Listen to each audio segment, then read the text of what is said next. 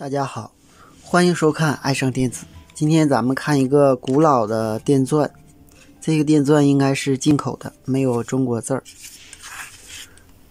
这边是这样的，这边是这样的。它的电机非常的大，它是一个有刷电机。现在的故障呢是不转了，这个开关是跟这个开关联动的，正常它是开着的，然后一松就闭合了。但是现在插电以后呢，它不转。我们试一下，它的供电呢是 9.6 伏，正常充满电应该是在11伏左右。3节锂电池的，后边这个位置有一个电位器，应该是可以轻微的调整它的速度。这个电钻是不能调速的，只有正反转。这个是正反转开关，然后还有刚才我们说的这个总开关。当我们用镊子把功率管的漏极和原极短路的时候，它是可以转的。但是呢，我们把这个3极加上高电压，因为它这个位置有一个驱动的3极管，如果把这个3极管的极电极和发射极短接在一起，同样是不转的，只是有轻微的电流，说明这个长管坏了。刹车的这个长管呢有待测试。首先我们把这个长管给它拆下来。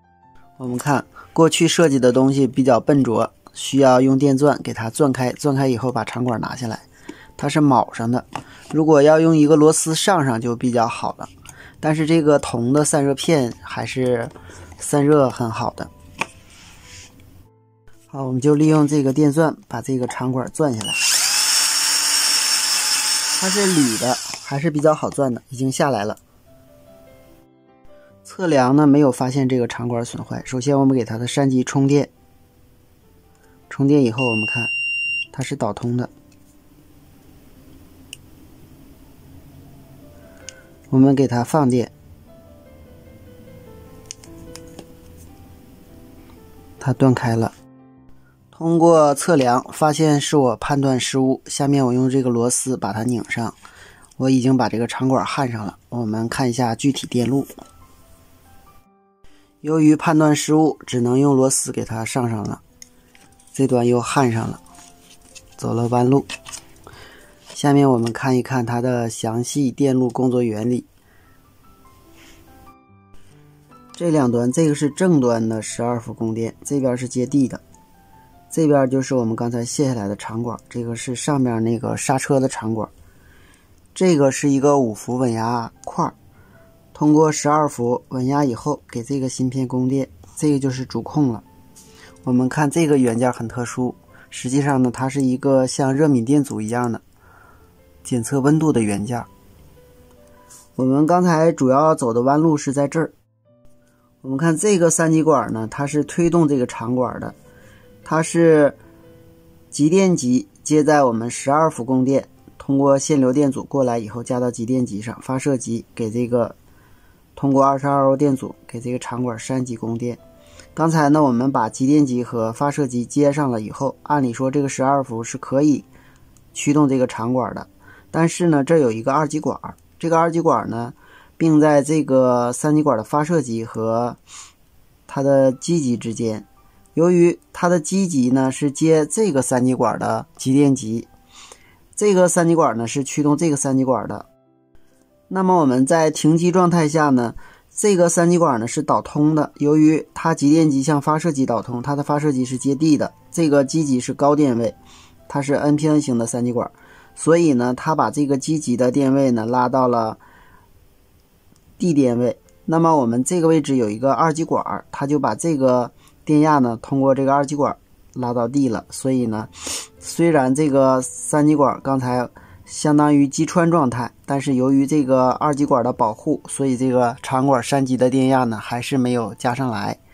由于刚才这个长管3极的电压低，我一直以为是这个长管的问题，实际上是这个2极管的保护。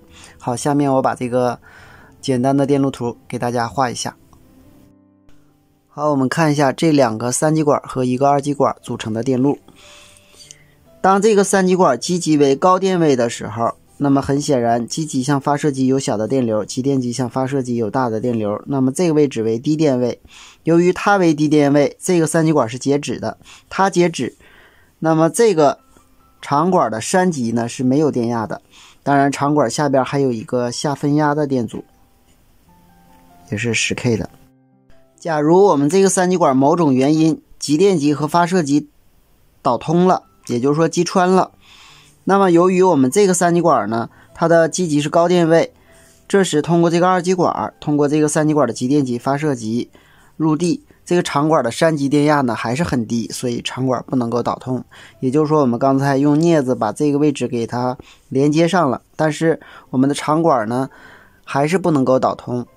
只有这个三极管基极为低电位的时候，这个三极管截止，这个三极管的基极为高电位，因为这有上拉电阻，那么这个三极管是导通的，它导通以后把这个12伏导通到这个长管的山极，这个长管才能够导通。好，我把这个三极管拿下来了，我们看一下，你看插电以后它就转了，证明这个长管是没有问题的。好，今天咱们就到这里，谢谢大家，再见。